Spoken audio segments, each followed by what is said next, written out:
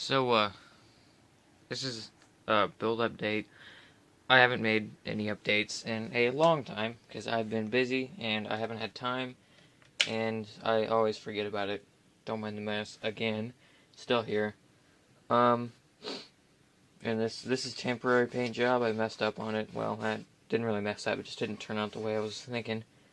It's almost done. I got a couple, maybe some body panels. I'm kind of thinking on the wall about it. But here's a front shot. I changed the bumper back because I adjusted the caster angle because it was too steep, and we're having trouble steering. I was having trouble steering it because the angle's too sharp, so I was having a hard time. Didn't have enough leverage. The servo arm over here on the other side didn't have enough leverage to move it. And since I changed the caster block or caster angle of the wheels, that's the tilt of the bulkhead. You know how the normal two-wheel drive Slash is like 10-degree tilt. I lowered it down to maybe around there, so like a 5 or 2-degree, probably about half. And it works great now. And also it really needed it too. Because I adjusted that the ride height or the cage is different, and so this bumper looks a lot better now. And actually, I kind of prefer it over here because it gives me some shock absorption. Because the other one was bending every time you like just barely tap on anything. It just kind of bends. So the body panels I made cut it out of the sheet metal. I'm probably gonna use some PVC sheets for something. I gotta probably redo that and redo some other body panels on the back. This is kind of probably temporary. I don't know. I did some sheet metal work here. I cut this out here and then re-welded it back on as this angle. So there's kind of imperfections there. You can see where I welded it on both sides. It's slowly getting there. I probably should take off these panels, but that's a lot of work, and I'll probably make another video about it soon. All the electronics are in there. I'm so sorry I haven't updated this. It's been such a long time. I'll have to show a whole video, in-depth video on how all of this works, and you guys can probably build your own too after a while. Took me about 2 to 3 months of solid work, but it's working now. Sorry about that there. Everything's pretty well. It's been solid. This thing weighs because of the cage on it. Well, you can do it without the cage, like my very first video I did about that. That was without it, and that did okay, but I wanted it completely redone, and I did. Here's the bottom. Bottom's all steel. The big supporting piece right there. That's where I heated it up and bent it to adjust camber angle. But I'll probably paint all this again just to avoid rust. That's really the only reason. Let me just stand it up. Look at that. It stands up on its own, which is kind of nice actually. So here we can get a better view. Upper links here. Drive shaft. We extended the drive shaft. It was a Slash drive shaft, MIP, and we cut it and we brazed it at this end. I cut off here. Well, I cut off there's a bit more of the shaft in there, and we stuck the shaft in, brazed it, brazed this here too. This is done great. Like, this hasn't done any. I've had not any problems at all. I did however, go through the stock ring and pinion that's on this RC 4-wheel drive hardcore axle. I did go through the pinion. I broke the pinion, the shaft, because this thing has so much torque. Let me focus in on it. This thing has so much torque. It broke it. It broke the shaft in like 3 pieces. That is not focusing. Come on, focus. I'm recording this on my phone. I don't have a proper recording device yet. It'll be a little while. But see, the gears were gonna get eaten up too.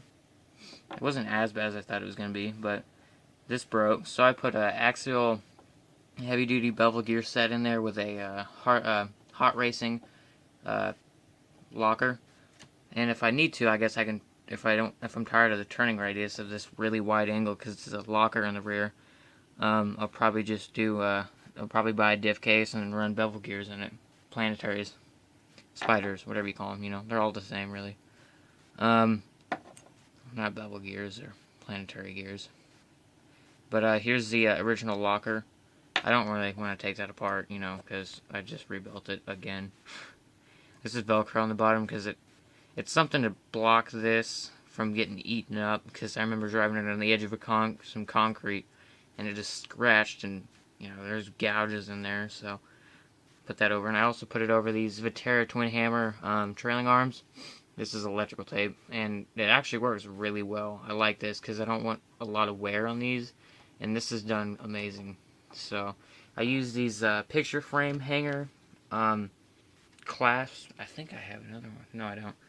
They're like those sheetrock clasps, the clamps, and you run a screw through and it opens them up. And I took one side of that and I put it through on both sides, and it does great. That's what I used. You can use like the official mounts and all. I just did this, and there was bolts running through there at one time. God, this camera sucks, doesn't it? I'm recording on my HTC One, so it's like a 4 megapixel camera, so it's not very good, but you know. I did run bolts through the center. If you can see those two holes right here and here, and I was like, screw it, I'm tired of that, so I welded them. I was like, yeah, I'm tired of messing with bolts, and they're not gonna come out anyways, so. But yeah, these are so thin they just kind of melt, but I wanted to get a good connection between there and there. So it really does, and it really did. So, and you don't really see this bottom side at all anyways, unless you like jump at like 8 feet in the air and you can sort of see it. This is here because to reinforce everything, this big piece of steel probably really went overkill, too overkill on that, but it's worth it really because I don't have this bending all the time. And it's also shaped like this, like the whole chassis. It's really hard to see because it's like such a small, what do they call that? Such a small curve that you really don't notice it, but it sort of strengthens it up at the ends. I welded the cage. This is an Energy cage. No, there's probably a lot of flack, and you know I never really heard great reviews about Energy, but their cage. I bought their two-wheel drive slash cage, and I completely dipped. Like, it's not even almost the same cage anymore. The only thing that's the same is the cab part and the side. And other than that, I modified all the other stuff. Like this whole front section was redone, and this whole back section, except for the exception of these two bars, was completely redone. I did it myself. I should probably take all this off so you can see the cage too. But the back and all the spare tire and all was completely redone by me. Welded everything with a MIG welder. I don't know what gauge of wire it was, but you know. Battery tray's in there in the center. It's kind of handy to get so you can easily reach in and grab the battery.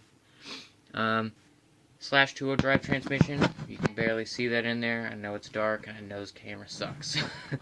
But it's in there. It's a lock diff. I put I like fully loaded it with full of JB Weld, and it does great. Haven't had any issues whatsoever. This thing, and I think since this is a transmission like this and it's geared down in the transmission, it's not a direct drive like I've seen a couple people do in their videos. Psychonic XC. I've seen XC's truck. I've seen that where he does the I forgot who makes that. I think it's, but your stock Traxxas Associated, yes, Traxxas antenna receiver box with an AM because I like to go old school. Not really. I just haven't had the chance. That's the least of my importance right now. So everything in there is It's a Valenian system. It actually does really well. I mean, I haven't had any problems. It's just super torquey because there's, you know, it's geared down here and it's geared down the transmission. So, and with this gear and with a spur and pinion, so everything is geared down a lot. And I even had to put a counterweight on this side right there, like a hunk of steel. I had to use that because oh, and he also made the sway bars.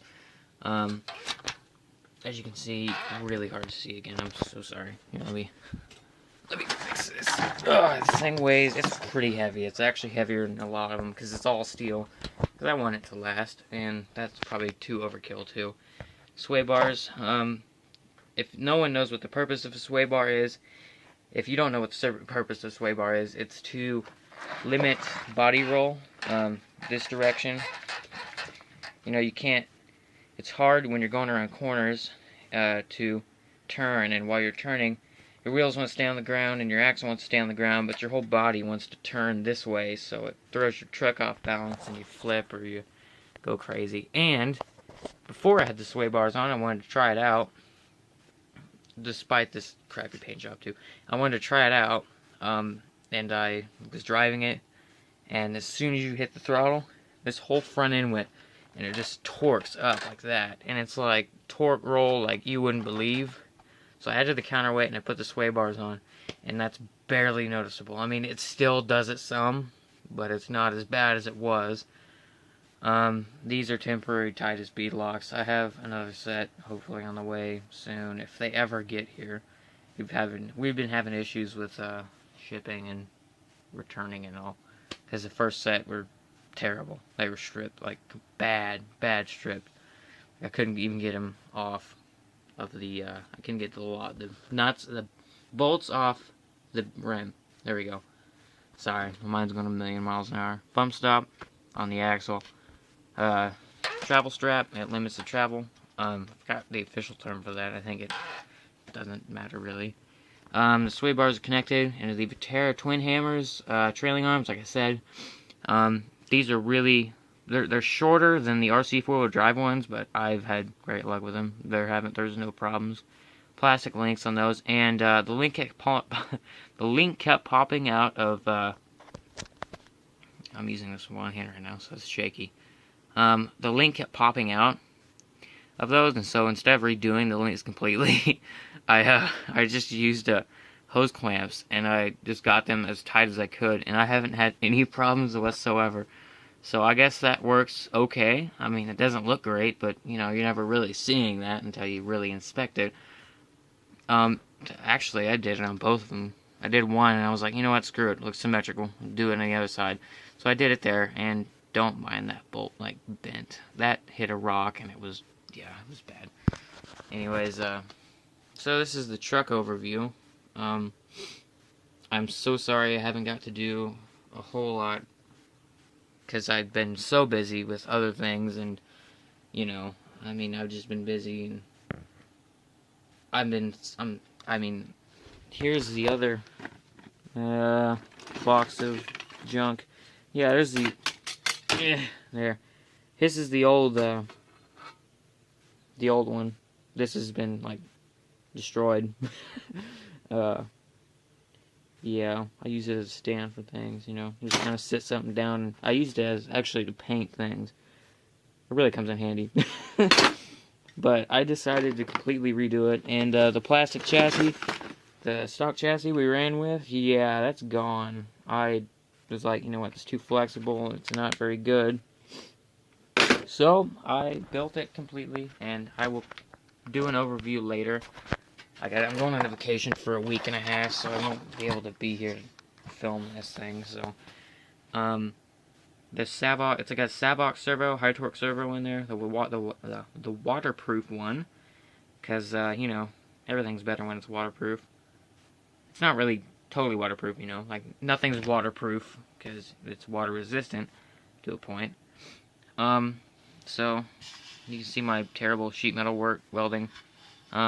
There's holes in it. You can see tiny ass holes everywhere. Like right there, there's 2 of them, and there's some right there. Imperfections, but there's a piece right here too. but it's not too bad, actually. It's done great. I've had a lot of fun building this. I mean, it's been a challenge because there's been so many engineering feats I had to deal with. Like, basically, understanding geometry of, I mean, I knew the geometry of an axle. I mean, my dad's a mechanic, so you kind of just get the knack for these things, but mechanically, it does great. I mean, I knew about the mechanics. It's just the suspension setup for both front and rear. I didn't really know a whole lot about because I wasn't really into off-road a whole lot. I mean, RC stuff, yeah, but off-road, like Baja. And I've always wanted to build a Baja truck. I really like Baja, but I never really got into Baja and building off-road vehicles because, you know, I'm only 17, so, you know, who gets the money to buy or build, like, $200,000 trophy truck? But my uncle, he builds, he built his own rock crawler. And they go out rock racing and rock crawling and all that. He wants to build a buggy sometime, but off topic. So he helped me a lot with geometry for the 4-link. You know, I mean, there's simple tips like always keep your trailing arm, link mounts, and your upper A-arm or upper control arm link mounts the same above each other, so you have the most stability and control. Because you want these as far out as you can get them without going over this. Because it limits the axle from swaying back and forth like this while you're driving. And also the drive angle. I've seen XC's truck, his newest update, the NTS app or whatever it is, the new build that he's doing. When he set his drive angle, it was too sharp. It was like this, here's your U-joint, and it goes this, and it goes like that, and it's like a Z. You want it like this. You want the axle kind of pointing up a little bit, but not too far up, because it'll mess it up. But you want when it goes down, you want it to be almost parallel. That's super hard to see. You want it almost parallel. See, the drive angle on this is really good. I mean, I'm not criticizing him in any way, and I just, you know, a couple tips I just saw and I noticed on his shit, and it probably won't even be like that for a while. He'll probably change it after a while, but it's just something to point out, and I saw, and it probably isn't. It's probably temporary for now, you know. I have faith in him, you know. I have faith in all the guys who do this. It's cool. I love it. These link mounts, everything's really the same. I mean, I've not had any problems with this axle other than the pinion. I mean, the axle housing's done great, and the internals have done good. Axles haven't broke at all. Nothing really. Got these Dune TAs on here. These are like awesome. I was running 1/8 scale. Oh god, that was bad. I was running 1/8 scale Badlands tires with the hub adapters from AKA. Oh my god, talk about grip! Like, holy crap, you like barely floor it in half. You get rooster tails up to your ceiling. Or rough. There you go, like 8 feet tall. It was crazy. And also, look at that. I like how I can just stand it up and work on it sometimes if I need to. It's kind of handy doing that. It's done great, and continuing to update it and improve it. Definitely going to do a new paint job. I'll probably like plasti dip the panels, and I need to do a lot of work to it anyways, so it doesn't matter. So, sorry it's such a long video, and to wrap it up, I guess, that's pretty much it, really. I mean, hopefully you guys have tuned in still, and I've been super busy, so, yeah, really sorry about not getting anything out. I've been busy, and, you know, most of the time I forget, like, when I'm building this, I'm like, I really should take pictures of this, and I was like, yeah, I don't have the time right now, I gotta get those done. So, I have pictures of the stages, so I'll probably put a video up about that, too, of all the stages it went through. So yeah, getting there. Always takes time. It always takes time, but it's fine. It's fun. That's what the fun part is about it, you know, is just getting it done and building it. Building it's half the fun, you know. Driving it's fun. Building it too is fun. So, yeah. I'll have to do an in-depth video on this, really. It's kind of a quick overview. I mean, some of it's in-depth, but not too much. I'll do videos and stuff, probably tips, just if anyone else wants to build one of these. If you notice these, also another thing, it's not straight, it's still pointed up, and the reason why they do caster angle, I'm sorry I got off track, but I meant to include this in the video and I forgot. The reason why the Slash 2-wheel drive doesn't at an angle like this is probably for a steeper caster angle, because the caster angle helps realign the wheels when it's turning. It'll help realign the wheels straight. I mean, because if it was totally flat or a negative, it would just shoot over to one side if it was negative. If it was flat, it would just stay there in that position. You want it to auto-center itself, sort of, you know, with your input. But it helps it out a lot. I still have to do a lot of alignment on these, as you can see. Like, it's still, the truck itself just needs to be completely adjusted and tuned. I haven't really tuned anything at all on this thing. I need to adjust camber and the steering radius and all of this. I got to do a lot. It's not done yet, so just an update. So yeah, sorry this is a 20-minute video, but hopefully this will make up for some of the stuff I forgot to do and just didn't have the time to do. So yeah, look at that, all that dirty mess over there. So yeah, that's pretty much it for now. Sign out, and good luck to ya.